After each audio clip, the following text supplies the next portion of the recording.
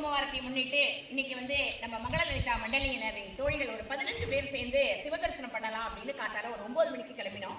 First நாங்கள் திருநெல்வேலி சுவாமியை தரிசனம் பண்ணணும் அப்படின்னு சொல்லிட்டு திருநெல்வேலி போய் சுவாமி அம்பாளை தரிசனம் பண்ணோம்.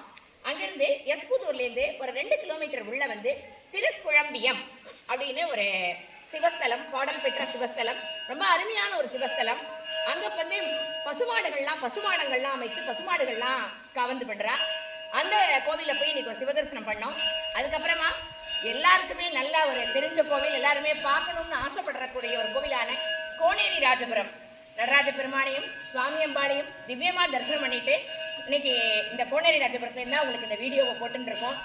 இதை பார்க்குற எல்லாருமே இன்னைக்கு இந்த 3 சிவதரிசனத்தையும் பண்ணின பலனை உங்களுக்கு சுவாமி கொடுக்கணும்னு நாங்கள் எல்லாரும் பிரார்த்தனை பண்ணிக்கிறோம். உலகத்தில் உள்ள அனைவரும் நலமாகவும் வளமோடும் வாழ வேண்டும், எந்தவித குறையும் இல்லாமல் இருக்க வேண்டும், ஜீவராசிகள் எல்லாம் நன்றாக இருக்க வேண்டும் என்ற பிரார்த்தனையை நம் சுவாமி முன்னாடி இன்னைக்கு சமர்ப்பிக்கிறோம்.